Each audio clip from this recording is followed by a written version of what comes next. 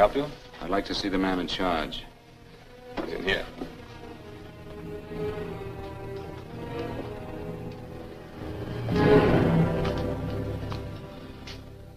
I want to report a murder.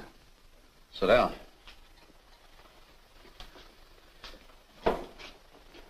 Where was this murder committed? San Francisco, last night. Who was murdered? I was.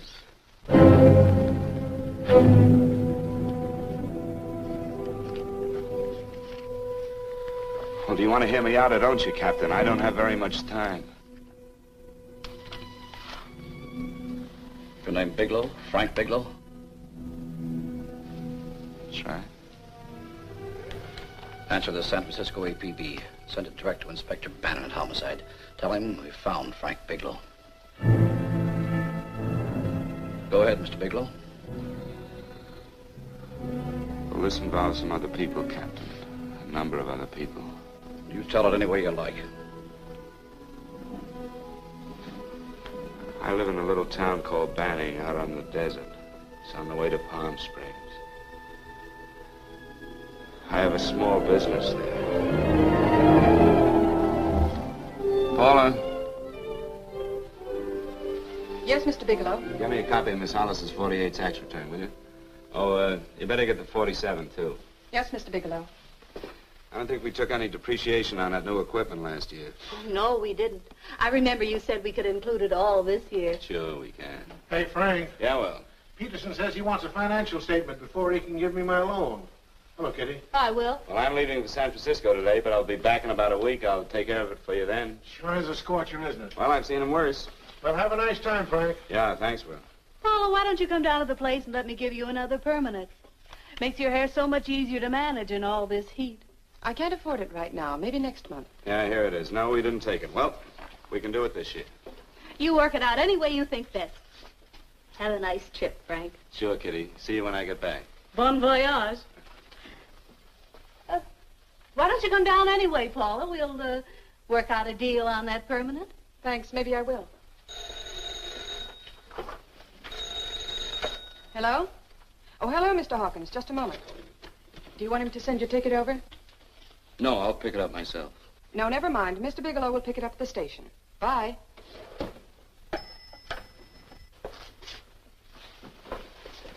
I want to go with you, Frank.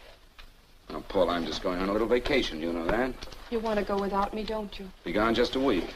And I suppose you've just made up your mind to take this little vacation at 9 o'clock this morning? No, Paul. I meant to tell you about it a few days ago. I guess I forgot. Oh, you forgot. Paula, don't be like that. Don't be like what? You just drop a little announcement that you're going away. Not tomorrow or next week or next month, but today. No explanations, nothing. And I'm supposed to swallow the excuse that you need a little vacation. I just want to get away from town for a few days, that's all. Get away from this town or get away from me. Oh, Paula, please try to understand. How can you ask me to understand anything like this? No, I'm sorry, but I don't understand. Go to San Francisco, but don't expect me to be waiting for you when you get back.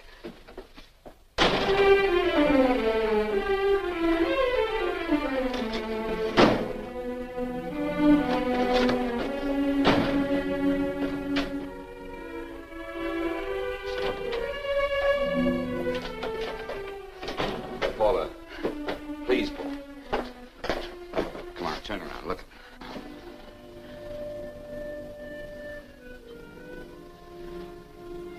Come here. Why do you do this to me, Frank? Why can't you be honest with me? As honest as I am with you? Do you have to go? I have to go, Paula. I know what I'm doing. All right, go. Go anywhere you like. You can go to blazes for all I care. Paula. Paula. Yes, I know I'm being foolish. Come here.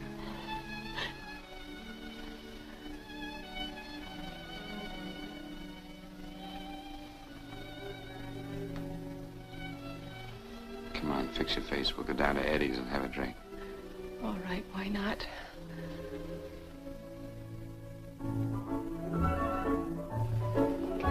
Hi, Paula. Hi, Eddie.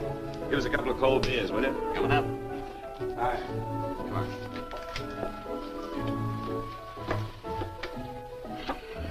relief. This air conditioning feels good. I sure wish we had it in the office. It'd make working a pleasure. Well, if it stays this hot, don't bother going in the rest of the week. I win 2 races today. How many did you lose? And you would have to ask that.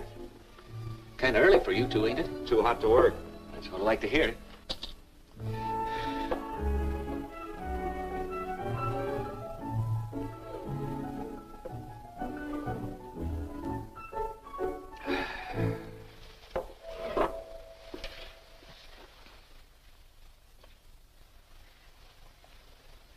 Frank, you'll take me with you, won't you? You will, won't you?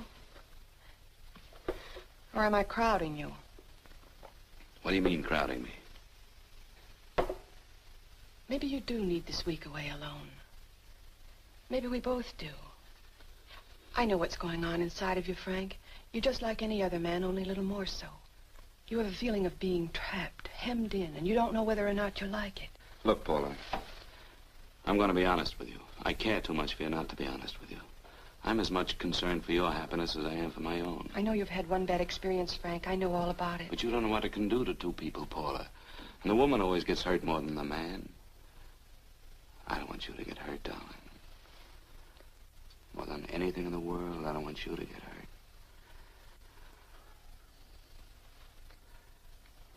Want to hear some music? All right, Frank. Got a couple of nickels, Eddie? Yeah. This won't bother you, will it? No, next result doesn't come in for half an hour.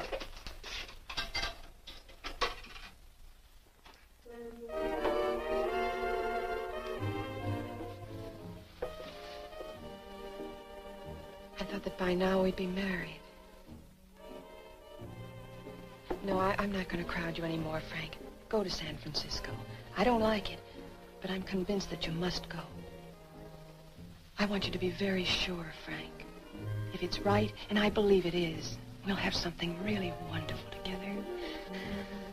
If it isn't, we should both know it as soon as possible. So you see, even if I could stop you, I wouldn't do it now.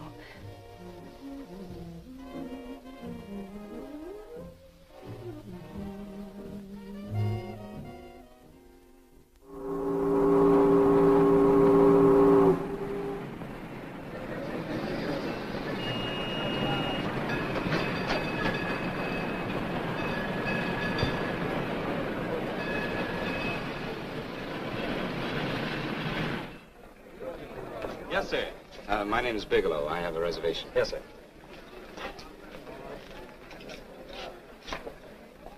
Here we are, sir. My name is Bigelow. I have a reservation. I have it, sir. It's a very nice room on the 6th floor, facing the bay.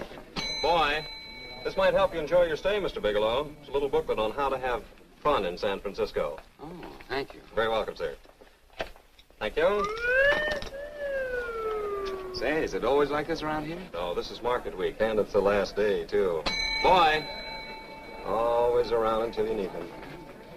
Oh, 517? Thank you. Here's a message for you, Mr. Bigelow. Long-distance call came in about an hour ago from Banning, from a Paula Gibson. Oh, thank you. Very welcome. Show Mr. Bigelow to 618. Right this way. Fine.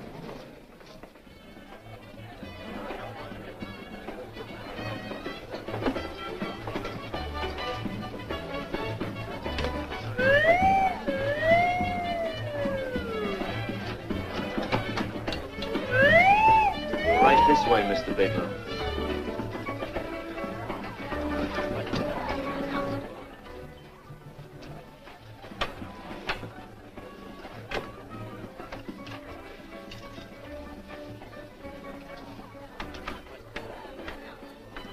Is there anything else, Mr. Bigelow? Oh, yes. You can get me a dry Manhattan and a package of razor blades. Yes, sir. Thank you.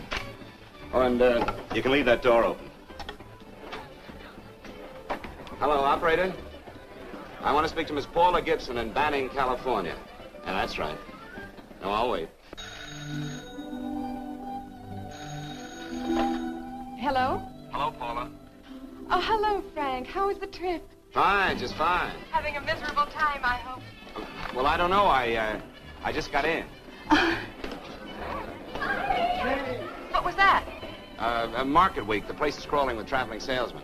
You know, Charlie Anderson found out that you went away, and he asked me to go out with him. Oh, really? How did he make out? I'm considering it. Is that what you called to tell me?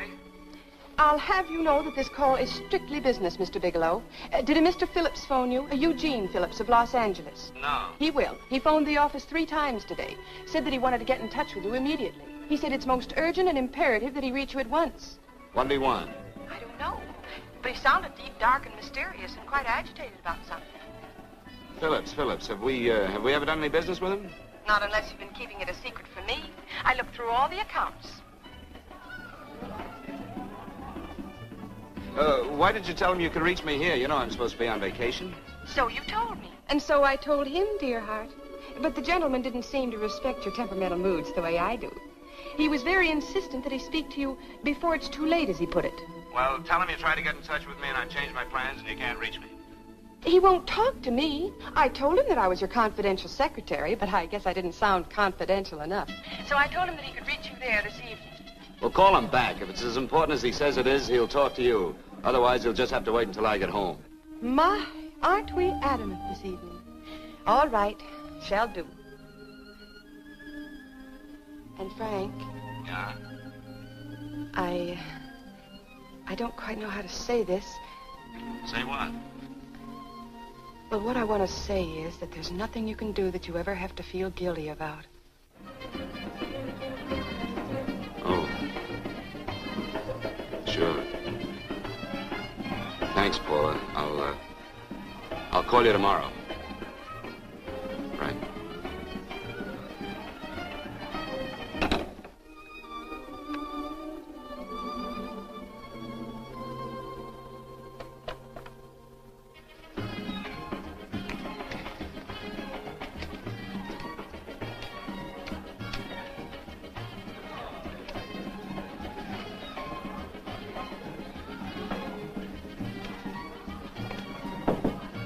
Oh, just put it there, please.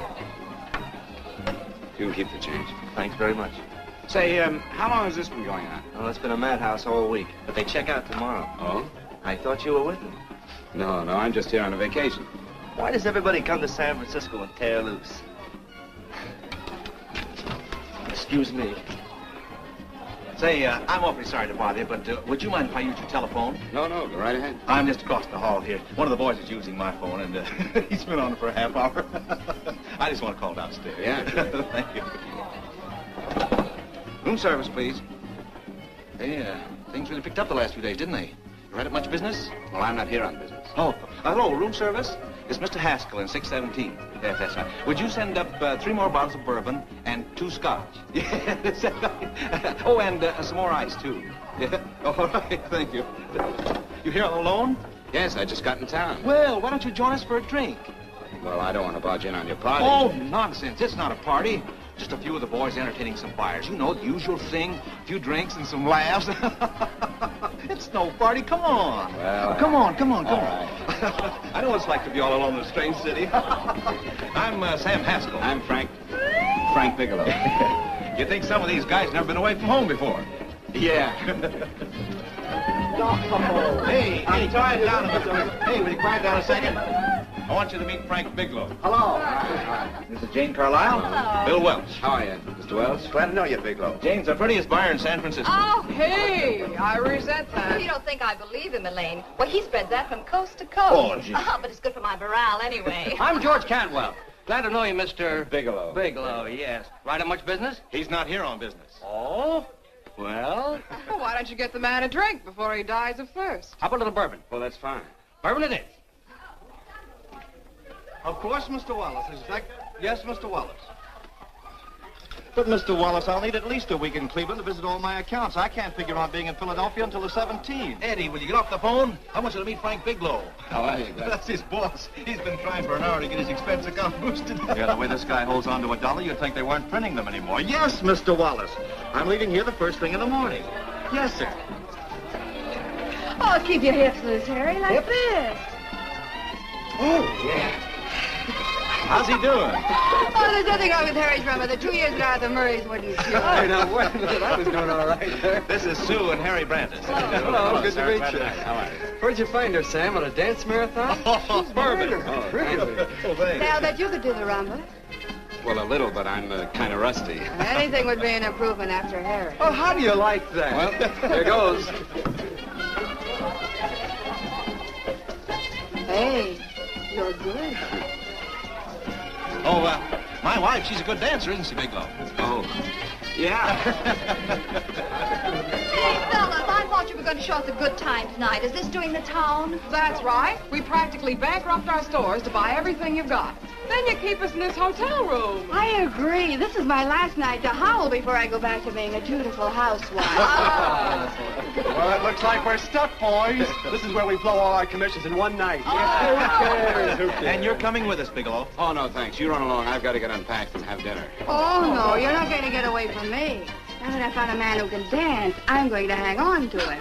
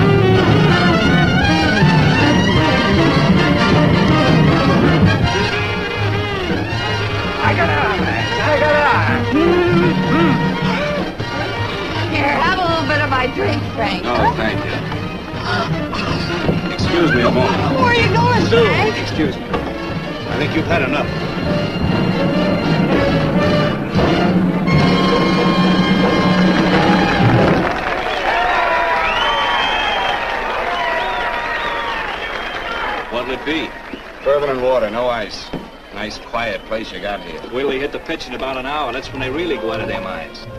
Who's the blonde? Oh, she's one of the chicks that hangs around here. She's jive crazy. Come again? Oh, you ain't hip, pal. Jive crazy means that she goes for this stuff. Just between you and me, I don't get it either, but I gotta listen to it. They're all connoisseurs, music lovers. Me, I like Guy Lombardo. What's the matter with him? Oh, he's flipped. The music's driving him crazy. Come down, Jack. Oh, don't buy me, man. I'm being light. Is the blonde alone? Oh, sure, society. She always comes in alone. Drives a big convertible, wears a mink coat, but knows everybody. But she always comes in alone. Thank you. I wanted to kiss you. I tried to... Give me another blast, Leo. What's your story, Jeannie? Easy.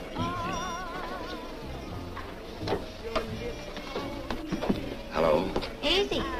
Dig the fisherman. Oh, that's really silk, isn't it? Can I buy you a drink? Sure, thanks. Give me a blast, Leo. Leo, I left my glass at the other end of the bar.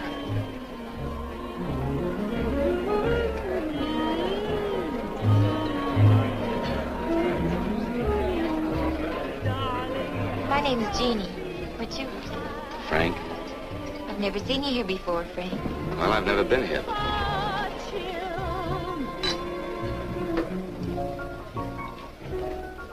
This isn't mine. Mine was bourbon. Well, sure it is. You saw me pour it.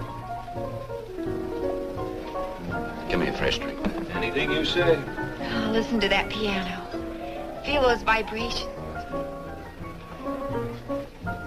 You don't get your kicks out of this, do you? I can live without it. Why do you stay here? I don't know. I bet I know. You're lonely in a big city. Why, you don't have to go into a routine with me. I like good company, too.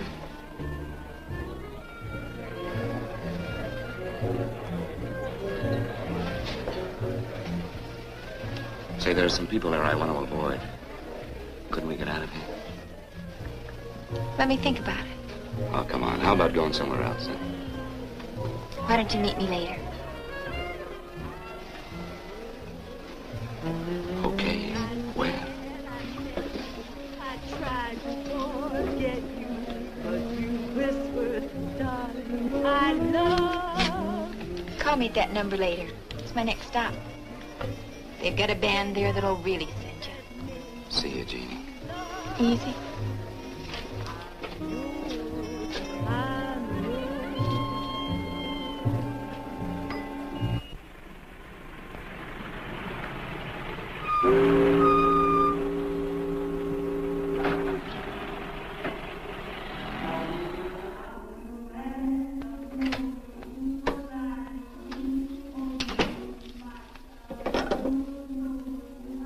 Never mind, operator.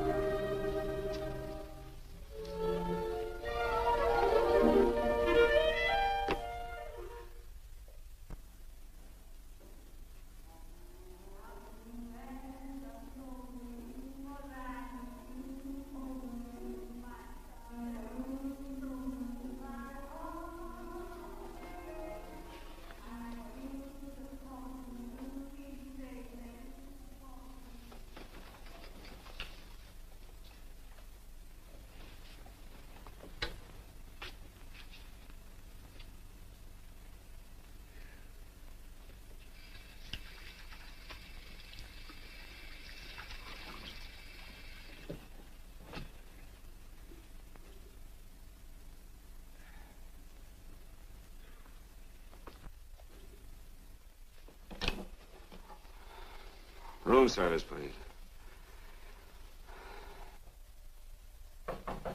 Come in.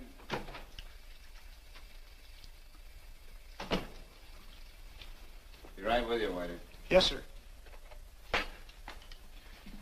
Rest well, sir? Yeah, sure. May I? Go ahead. It's on there for you. Thank you, sir. Would you like anything else? Oh, thank you, that's all. Waiter, Yes, sir. take this away. Is there anything wrong, sir? No, just take it away. I don't even want to look at it. Are you all right, sir? Yeah, sure. All right, I just had too big a night, I guess, that's all. I need some fresh air. Of course. Thank you, sir.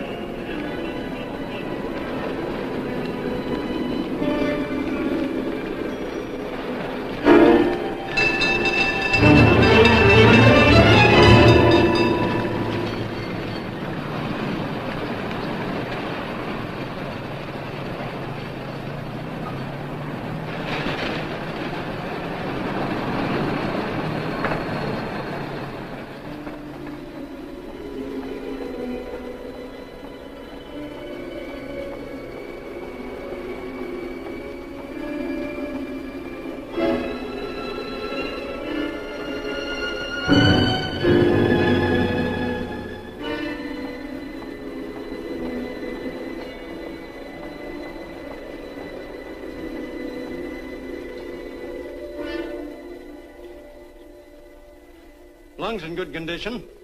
Blood pressure normal. Heart fine. Well, it's a good thing everybody isn't like you, Mr. Bigelow. Put us doctors out of business. I'm glad to hear it, Doctor. I was a little worried. Don't let a little bellyache worry you. Could be just a change of climate. Well, it isn't exactly an ache, Doctor. It's kind of hard to describe the feeling. Maybe it was the drinks I had last night. I might have mixed them too much, huh? Let's have another look at that throat. You may finish dressing now, Mr. Bigelow. I want to get the results of those tests we took. Thank you, Doctor.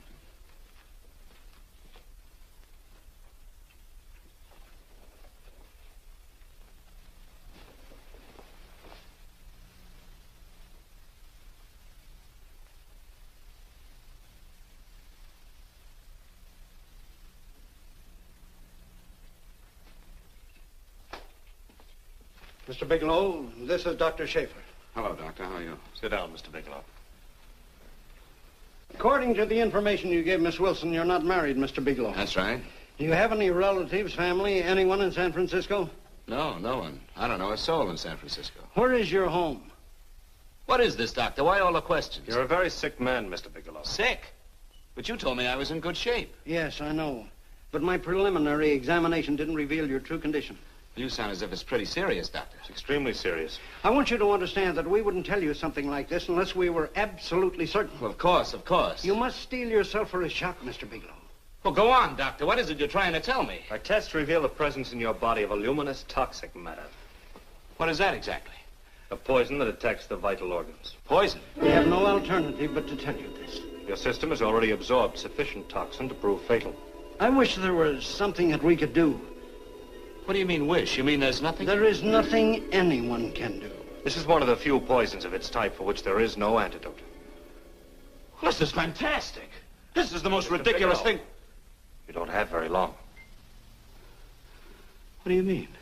A day, possibly a week, 2 weeks at the outside. It's hard to say exactly. Well, this is impossible. I don't believe it. You've made a mistake. That's it. It could be a mistake, couldn't it? You have made a mistake, haven't you? Answer me. Dr. Schaefer is an authority on toxicology. Been no mistake, Mr. Bigelow. Do you realize what you're saying? Well, you're telling me that I'm dead. Do you think you can explain my life away in just a few words? Why, I don't even know who you are. Why should I believe you? You must calm yourself, Mr. Bigelow. We want to offer you every assistance that we've... Assistance? Who wants your assistance? Who wants anything from you? You're nothing but a couple of phonies. Why, I think you're crazy. That's it. You're crazy. The both of you. You're crazy.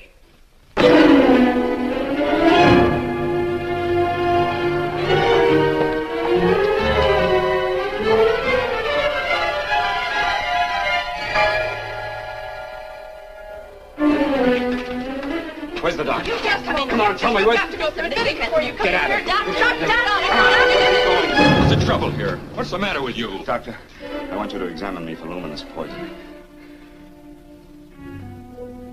Come right in here.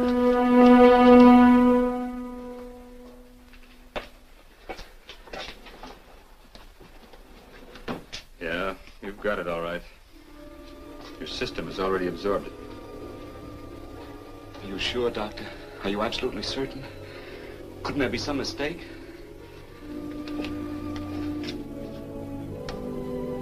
There it is. The toxin is actually luminous in the dark.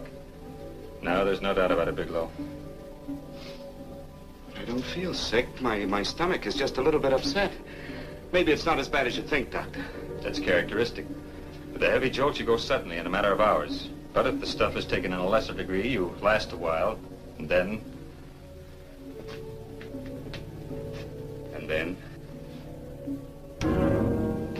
Give it to me straight, Doctor. Well, a number of things are involved. The systemic condition of the individual, the amount consumed, exertion. Yes? You won't feel too badly for a while. Then it will happen suddenly.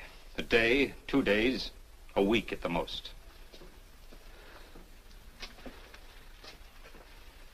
A day. 2 days. There's nothing that can be done now. If it had been caught in time, your stomach could have been washed out. But you've had it in you for some time now. For at least 12 hours, haven't you, Bigelow? I don't know. You don't know? No. Don't you know how you got it? No. And this is no accident. Somebody knew how to handle that stuff. That wax is tasteless and odorless. And the amount of alcohol in your body, you must have got it in liquor. I was drinking last night. I'll arrange for your admission to the hospital immediately. Of course, I'll have to notify the police. This is a case for homicide. Homicide? I don't think you fully understand, Bigelow. You've been murdered.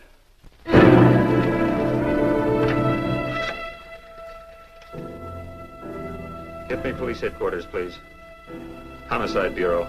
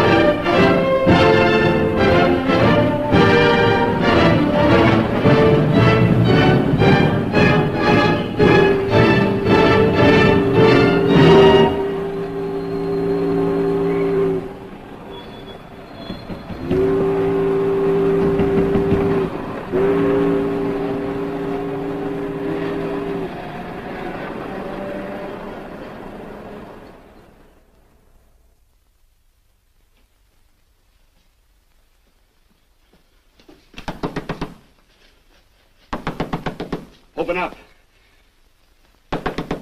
Open this door, I tell you. Open it up or I'll break it down. Where are those men? Where are those men who were here last night? I don't know. There are no men here. Please go away. Don't lie to me. Where are they? Mister, this lady just checked in. Those men aren't here no longer. They checked out the hotel early this morning. Checked out? Please go away. I'm sorry. I'm terribly sorry.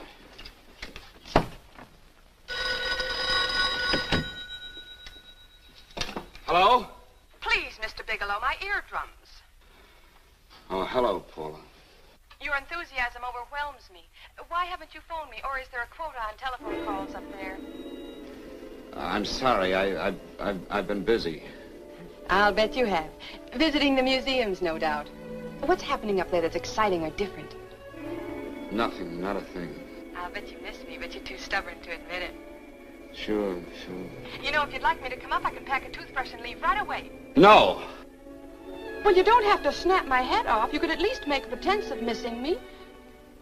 I'm sorry, Paula. Of course I miss you.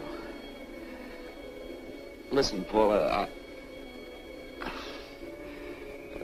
Paula, it's just that I don't feel like talking now. I'll call you later. Don't strain yourself.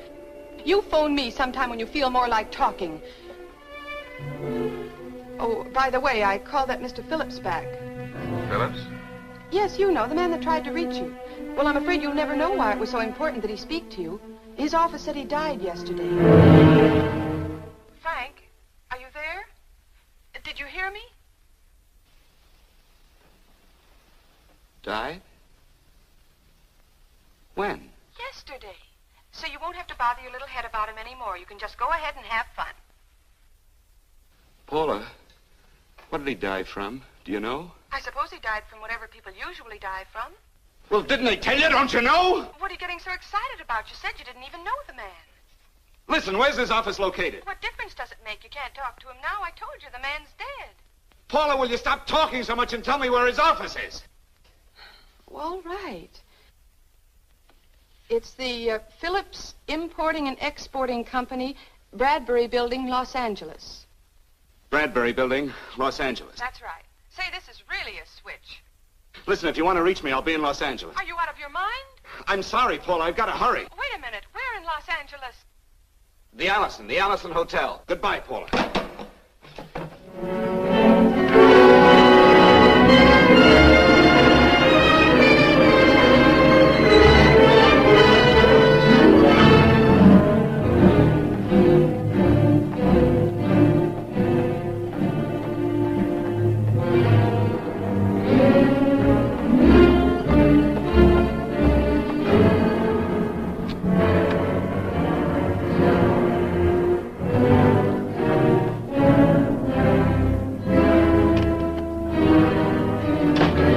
To see someone in charge here. What is it in regard Well, to? it's a personal matter. It's quite urgent.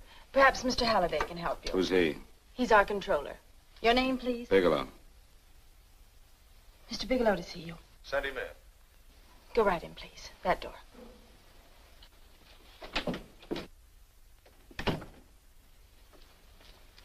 Mr. Bigelow? How are you, Mr. Halliday? What can I do for you? Well, Mr. Phillips phoned my office several times yesterday. I'd like to find out what it's all about. You know Mr. Phillips died yesterday? Yes, I know. Well, I don't understand. If he phoned you, didn't he tell you what it was about? Well, he didn't speak to me. I wasn't in my office at the time, and he wouldn't tell my secretary. Well, I'm afraid I can't be of much help, Mr. Bigelow. I've no idea why Mr. Phillips tried to reach you. I'm sorry you had to make the trip for nothing. How do you know I made a trip? I didn't say anything about making a trip. I merely said he phoned my office. My office could be here in Los Angeles. Miss Foster, Yes? didn't you mention something yesterday about Mr. Phillips speaking with Mr. Bigelow in San Francisco? I said that he had phoned Mr. Bigelow's office in Banning, but that Mr. Bigelow was staying at the St. Francis Hotel in San Francisco. I'm sorry you misunderstood me. Do you know why Mr. Phillips called? No, I don't. All right, thank you, Miss Foster. You can understand that we've been somewhat upset around here. Now, if you don't mind,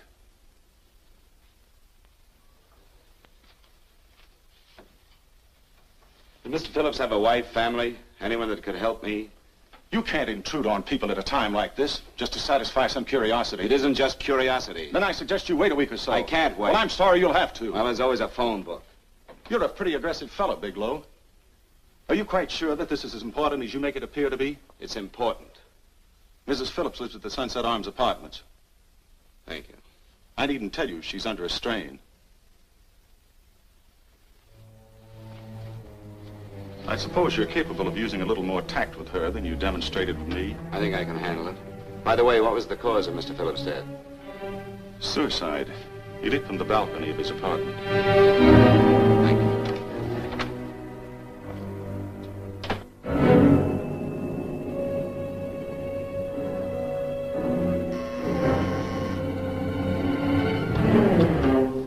Come in, Mr. Bigelow.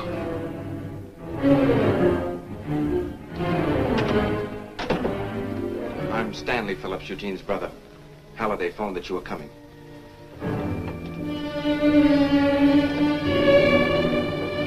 This is my sister-in-law, Mrs. Phillips. I'll try to make this as brief as possible, Mrs. Phillips. I'm afraid I can't be of any help to you, Mr. Bigelow. I haven't the slightest idea why my husband wanted to speak to you. Well, I guess Halliday covered just about everything. Did your husband ever mention anything about me, Mrs. Phillips? Anything at all? No, I can't recall Eugene ever having mentioned your name.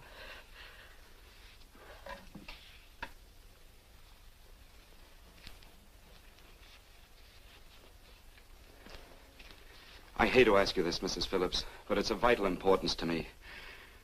Do you know why your husband committed suicide? Oh. You're certainly not the most diplomatic person in the world, are you, Bigelow? Were you a friend of my brother's? I never met him.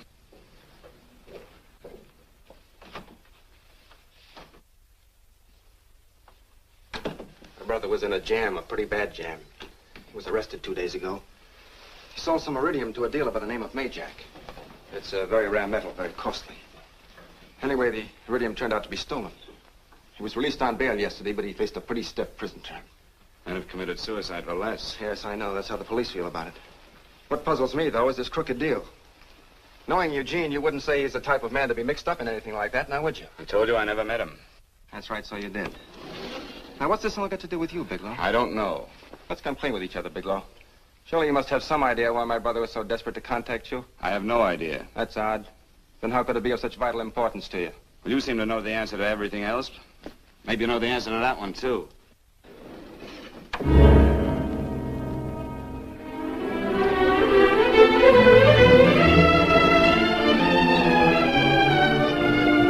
There's a message here for you to call operator 82 at Banning. Oh, thank you. Show Mr. Bigelow to room 821. Say, would you have the operator put this call through to my room right away? I'll take Yes. it up there. Thank you. Hello, operator. Here you are. I'll call you if I need anything. Thank you, sir. Hello, Paula? Well, Sinbad, I'd just about given you up for lost. Now, do you mind telling me just why you rushed down to Los Angeles? I can't explain it to you just now, Paula. I just can't explain it. What's going on, Frank? You don't even sound like yourself. Well, I'm just a little tired, Paula, that's all. But I miss you. Oh, Frank.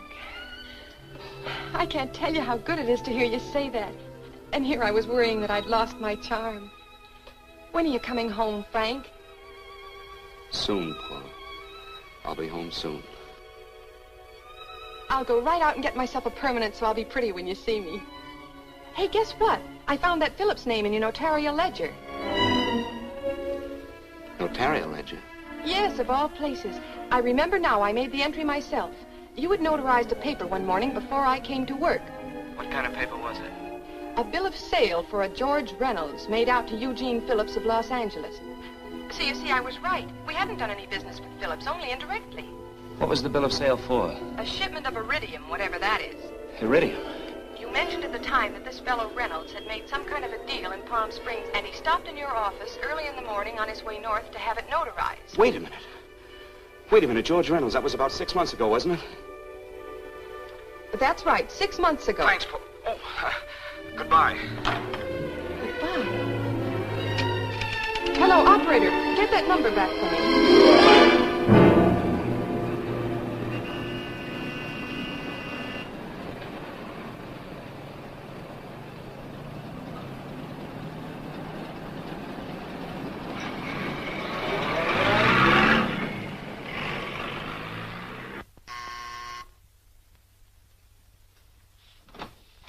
I've got to talk to you, Mrs. Phillips.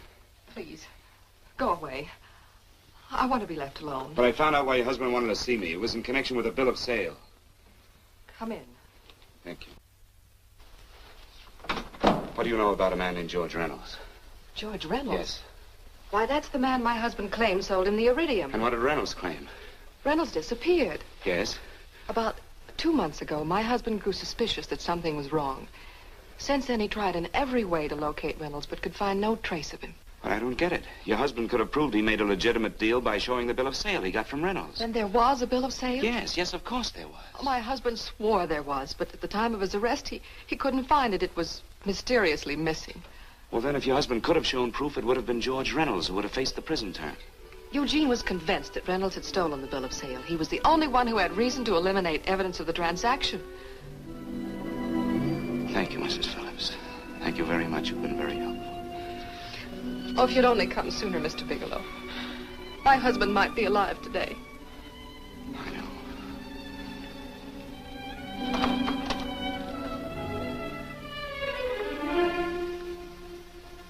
The only thing that puzzles me, Mrs. Phillips, is that you haven't asked how I knew there was a bill of sale.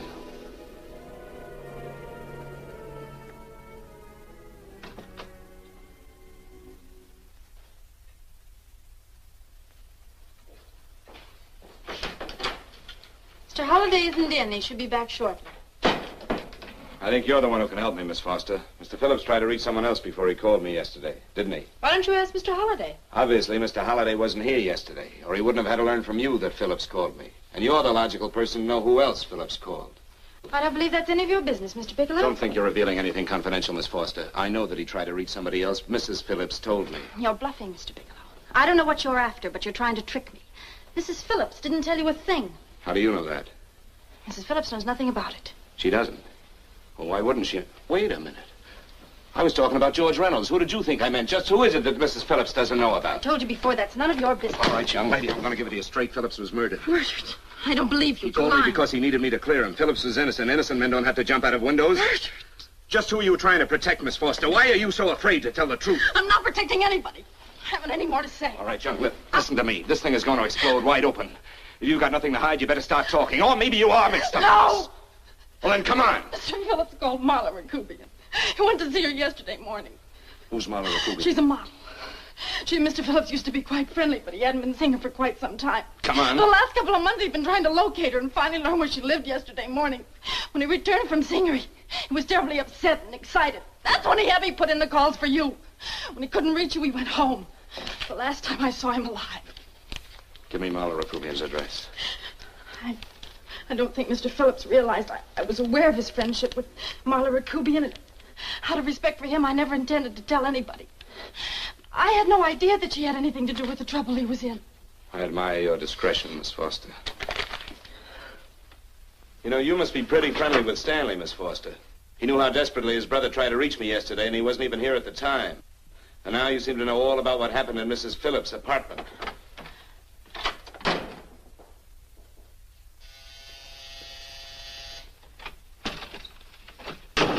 Miss Rakubian? Yes? What do you want? Get out of here or I'll call the police. Go ahead, call him. Well, go ahead, call him. Going on a trip, huh? Yes, going away for the weekend. Sailing for Buenos Aires tomorrow, some weekend. I'll send you a postcard. Now get out of here. Who are you going with, George Reynolds? Never heard of him. I suppose you've never heard of Eugene Phillips either. Just who are you? What do you want? Never mind who I am. Where's Reynolds? I told you I don't know him. Now will you get out of here and leave me alone?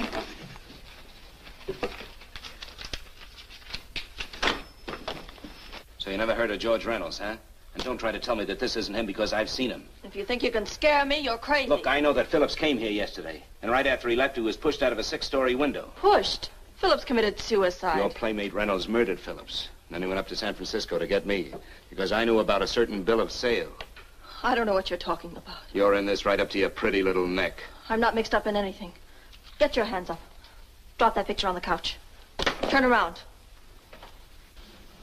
Don't get any ideas because I'm not afraid to use this. Give me your wallet.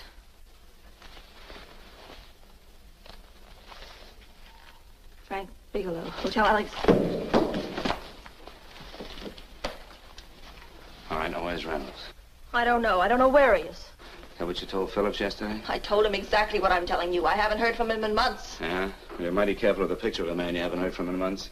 What does the Ray stand for? It was a pet name. Do you mind? Oh, it sounds very cozy, Miss Rakubian. You and Reynolds call each other pet names while you make a sucker out of Phillips. Phillips made the deal because he wanted it. Yeah? I'll bet you weren't above using what it takes to help make him want it. Who's paying for this trip? I am. Really? A first-class trip to Buenos Aires on a model salary. Don't make me laugh. Since you and Reynolds aren't seeing each other anymore, you don't mind if I keep this to you. If I were a man, I'd punch your dirty face in. You know, I really believe you would. Oh, I almost forgot. Your tickets. Don't be surprised if I'm there to see you off.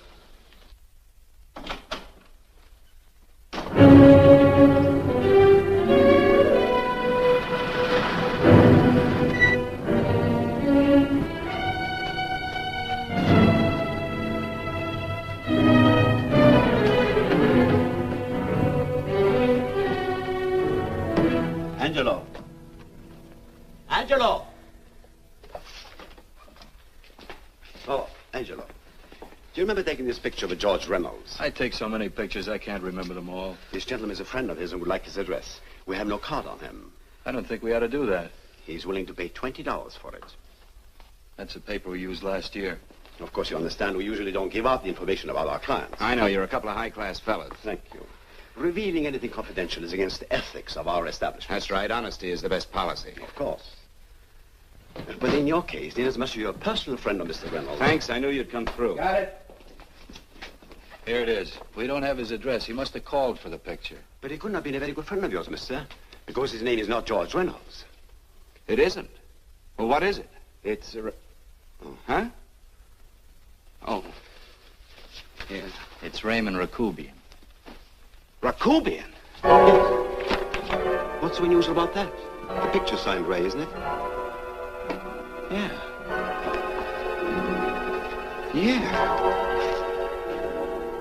Thanks.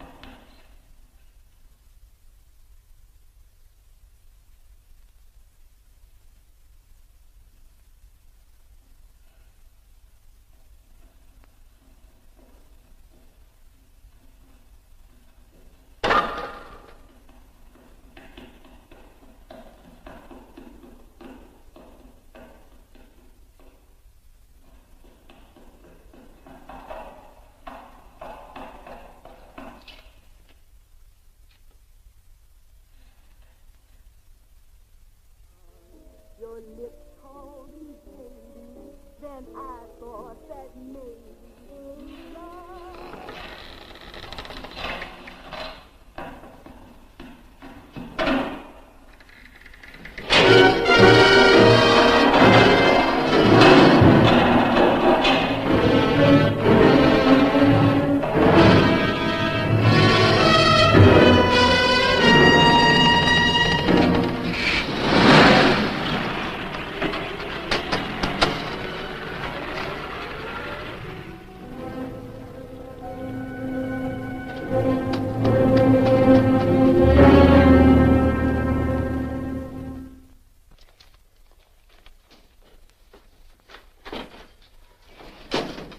Bigelow, are you all right? Can I get you anything? No, thanks. Do you know this man? No. No, I don't think so. Are you sure you've never seen him? I'm quite sure. Does the name Raymond Rakubian mean anything to you? No, I never heard of him. Why? He also uses the name George Reynolds. This is Reynolds? That's right. Well, where can we find him? That's what I want to know. Tell me something, Halliday. You're the controller here. How come you didn't know about that bill of sale? Phillips made that deal before I came to work here. Yeah, but you still keep records, don't you? For some reason, which is none of my business, Phillips preferred to keep that among his personal papers. Now, does that answer your question? You came in here today asking for some information that you needed, and I tried to be as cooperative as I could. But now you're beginning to annoy me. So get out before I throw you out.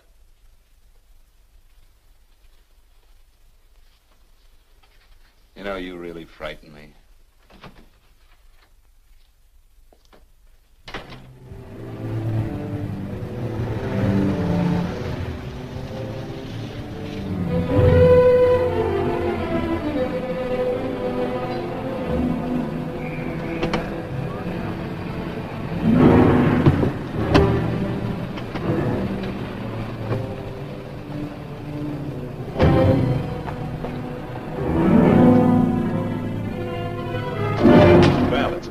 you showed up, Bigelow. Go ahead, Dave.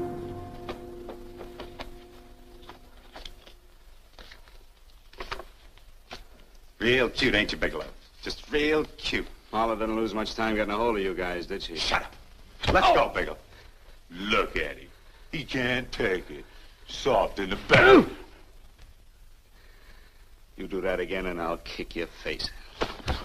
Lay off, Chester. Cut it out. Shut up! Who asked you? Better let him answer. The clerk might know he's in. Go ahead, Bigelow.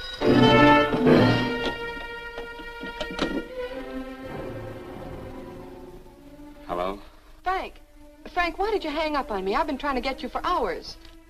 I'm sorry, Paula. I was in a hurry.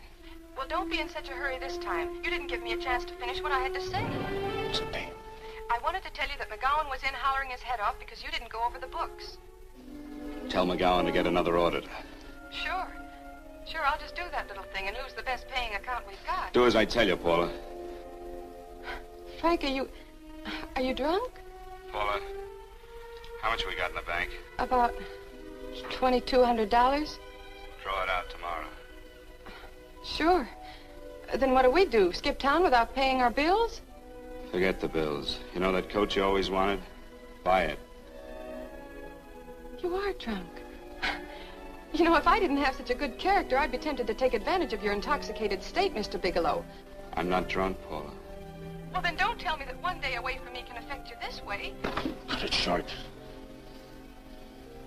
Paula, Yes? I'm sorry I left you. I never realized how much I love you. But I know it now. Oh, Frank, darling, I love you too so very much. Please come home. I miss you terribly. I said cut it short. I'd just love to let you have it, Bigelow. Let's go, Chester. This guy's kept us waiting long enough now. Walk in front of me, Bigelow. And keep your mouth shut. If you so much as look cross-eyed at anybody, I'll blow the back of your skull out.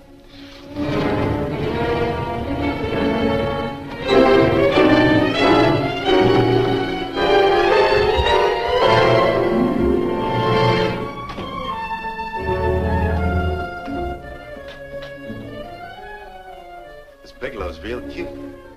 He wanted to get tough with Chester. He don't know Chester. Did you get the picture? Don't I always get what Mr. Majak sends me after? Major. That's right. I'm the dealer who bought the iridium from Phillips. I get it. You have Rakubian unload stolen stuff on Phillips with the help of Marla here, and then you buy it back from him. Oh, you certainly made a sucker out of Phillips. What is it, Mr. Bigelow? Exactly what is on your mind? I'm looking for Raymond Rakubian. Why? Well, now, Marla here has told you everything else. I'm sure she must have told you that, too. You don't expect me to believe this conversation. So, what is on your mind? I mean, underneath. You forced your way into my affairs, and now I want to know why. I just told you. I'm looking for Raymond Rakubian. Don't get cute. I'm just itching to work you over. Soft in the belly. Can't take it. See what I tell you?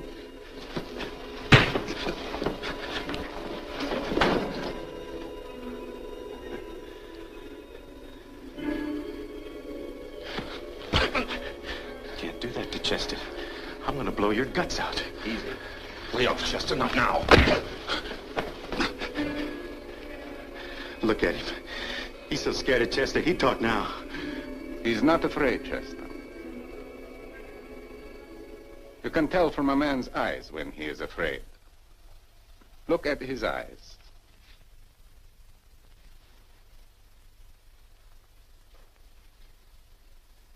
Oh!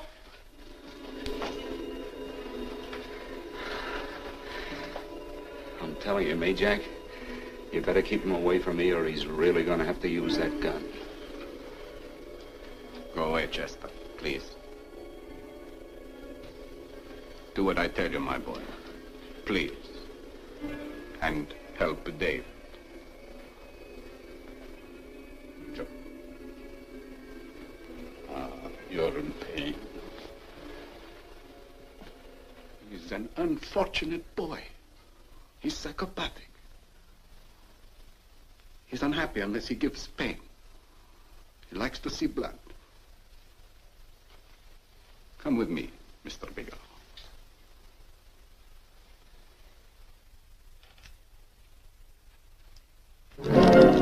Raymond Rakobian was my nephew. He could not possibly have tried to kill you. He's been dead 5 months.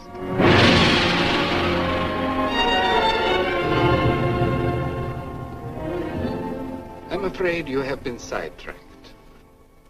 Provided it is true that somebody made an attempt on your life. Somebody made an attempt again today. I had no reason to kill you, believe me. What do you mean you had no reason? I notarized a certain bill of sale. You notarized the bill of sale for Reynolds, not Rakobian. Now, what I told you was true. I had no reason to kill you. That's a closet, Mr. Bigelow. And under other circumstances, you could go home now. But now you present a problem. You know too much, and I am in danger. Chester! Suppose I were able to prove to you that I only want to find the person who tried to kill me, and I won't cause you any trouble.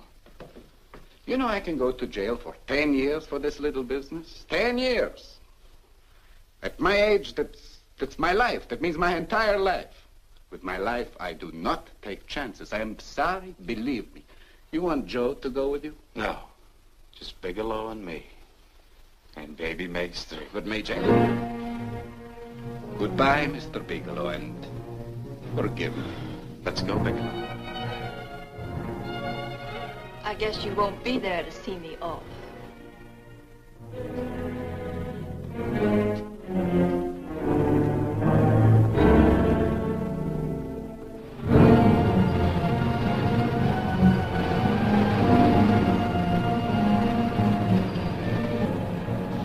You tried to make a boob out of me in front of Major.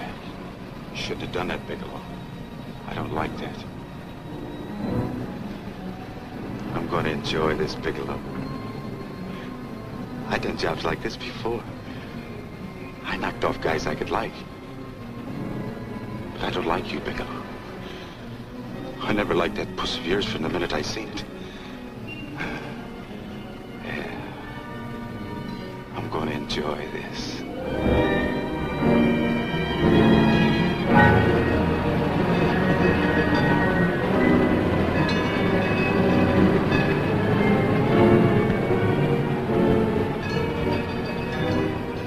Scared yet, are you, Bigelow? But you'll be scared. Goodly scared. I think I'll give it to you in the belly. You don't like it in the belly?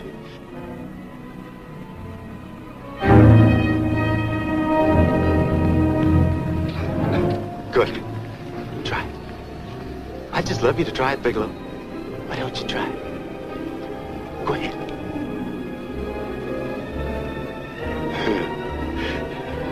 Didn't have the nerve, did you, Bigelow?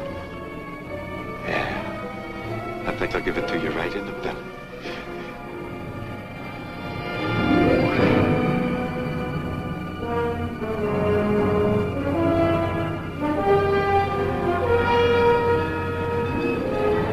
It takes longer when you get it in the belly.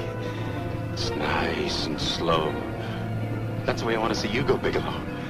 Nice and slow.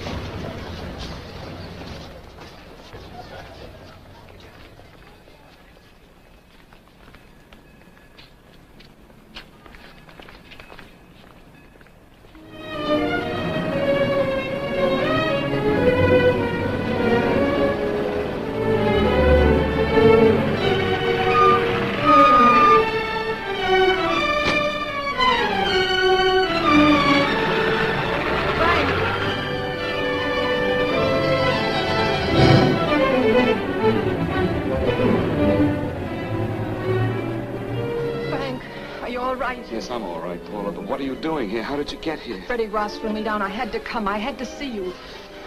You shouldn't have come, Paula. You shouldn't have. What is it, Frank? You're in some kind of trouble. I know it. Look at you. You're a sight. Your clothes look as if you've slept in them. Are you ill? You are. You're feverish. I'm all right, Paula, and I'm not in any trouble, believe me. You're lying, Frank. Right after I spoke to you, I got a phone call from the San Francisco police. They asked if I knew where you were. You didn't tell them anything, did you? Of course not. It was the homicide detective that called.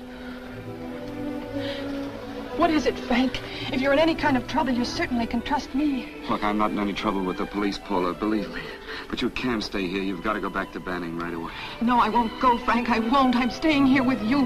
Paula, it's better that you go back, believe me. Why? What's this all about? What have you got to do with this Phillips and Reynolds? Phillips was murdered. What could that possibly have to do with you? All you did was notarize a paper. You've notarized hundreds of papers. I know. All I did was notarize one little paper out of hundreds. Frank, you frighten me. You don't even act like yourself. I know that you're in trouble, that something is wrong, that you're in serious trouble. You frighten me, Frank. Oh, don't be frightened, Paula. Don't ever be frightened of anything again. Will you promise me that? I love you so much, darling. More than you seem able to understand. Oh. I never really knew happiness until I loved you. Sometimes when I used to be afraid that you weren't sure how you felt, I tried to hold back, but I couldn't. Losing you would have been losing everything. There would have been nothing left. Don't, Paula, don't. Now I'm afraid again. Somehow I feel that I'm going to lose you, but there's nothing I can do about it. I feel so helpless. You're leaving me out of something. Tell me, Frank, what is it? Give me a chance to fight back. Just give me a chance, please. You do love me, don't you? Oh, yes, Paula, I love you. I never was more certain of anything in my life. I wasn't sure before. I was a little blind, I guess, but believe me, I'm sure now. Can you understand that, Paula? I understand. A man can be like that, Paula. Something has to happen. It can be a big thing or a little thing, but it can make him realize how much someone means to him, how much he really loves her. Oh, and I love you, Paula. More than I ever thought it possible to love anyone in the world, I love you. Then why won't you tell me about this trouble you're in? Why won't you try to let me help you? You can't help me, Paula. You don't want my help. Oh, Paula, there's nothing you can do. Will you believe me? So will you please go home, please?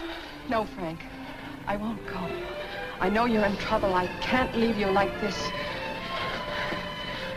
All right, Paula, look, wait for me in the lobby of the hotel, and I'll be back for you soon, I promise. You promise? You're yes, sure? Paula, I promise. Is that a new outfit?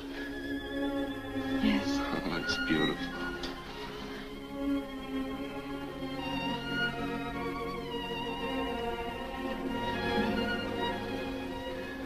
You'll come back to me, won't you, Frank? Yes, Paula, I'll come back, I promise. Please hurry, darling. Oh, I love you. I love you, Paula.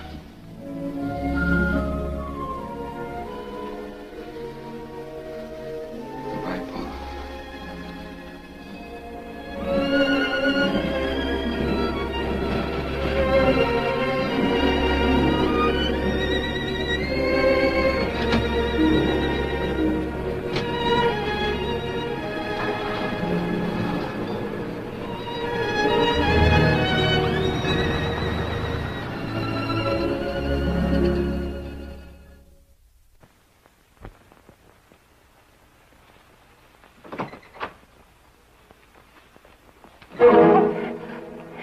Stanley here? You sure? All right, get in there. I'll get Stanley on the phone. Tell him to come over here right away. Use any excuse you want. What are you going to do?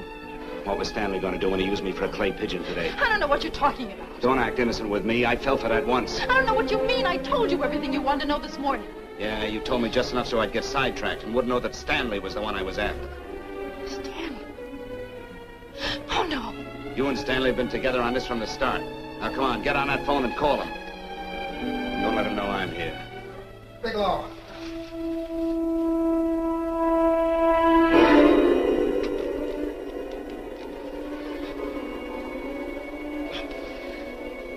You've been sidetracked, all right. But it was the poor bereaved little widow who did it. Miss Foster found this letter this afternoon. It's in my brother's desk at the office. It's postmarked 2 years ago. It isn't exactly the kind of a letter that a married woman gets from a casual friend. I'm sure my brother wasn't aware that they were so well acquainted when he hired Halliday. felt right since dinner. Where did he have dinner? At Mrs. Phillips' apartment. Halliday was there, too, and Stanley confronted them with that letter. Did you have anything to drink? Yes, why? How long ago? Half an hour ago, just before I came here. Miss Foster, get on the phone, call the emergency hospital. Have them get an ambulance over here right away. What? Tell them to prepare a stomach wash for luminous poisoning. Luminous poisoning? Go on, do what I tell you. You may still have a chance to save his life. But Go on!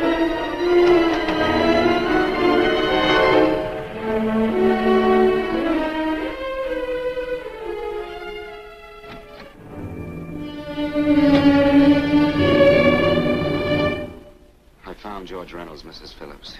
He's been dead for 5 months. Then he didn't steal the bill of sale. No, he didn't. But you could have stolen it. How dare you? You knew who I was when I came here today. But you were surprised to see me alive, weren't you? But I'm not alive, Mrs. Phillips. Sure, I can stand here and talk to you. I can breathe and I can move. But I'm not alive. Because I did take that poison. And nothing can save me. What are you going to do? If I kill you now, I have nothing to lose. No, you've got to listen to me. You've got to give me a chance. But I didn't have a chance. It was Halliday. Believe me, it was Halliday. He made me steal the bill of sale. He planned everything. What about this letter? Your husband knew about you and Halliday. He found it only yesterday. He accused Halliday. They fought, and Halliday pushed him over this balcony. And why me? Why did he want to kill me? Because you could have proved there was a bill of sale, that my husband had no reason to commit suicide. Halliday was desperate. After he killed my husband, he found out about the phone calls to you. He thought you spoke to him, that you knew enough to involve him.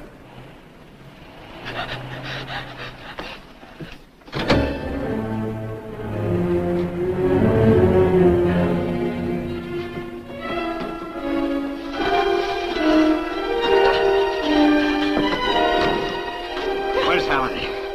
Where is he? He's in the office. This time you don't warn him.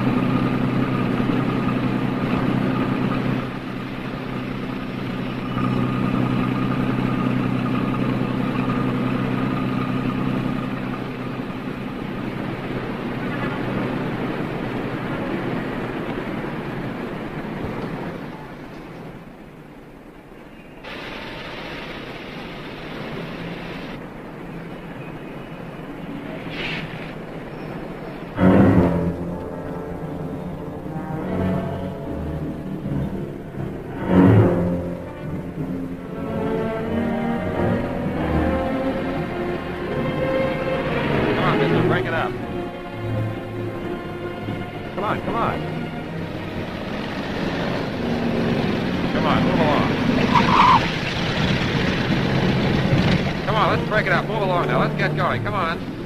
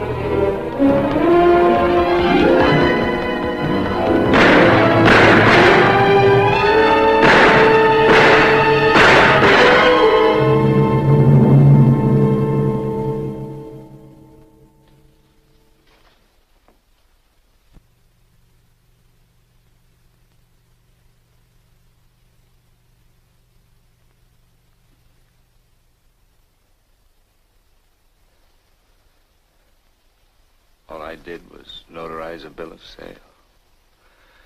But that piece of paper could have proven that Phillips didn't commit suicide. He was murdered. And that's why Halliday poisoned me.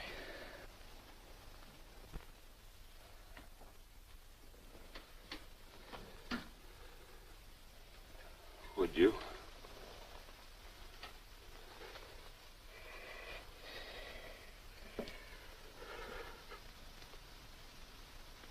Paula.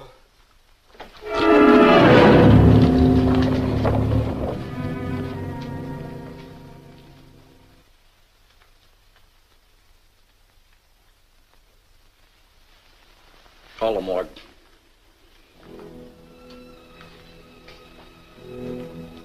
Johnson, you go to the Allison Hotel, find Paula Gibson. Don't tell her anything. I'll break it to her.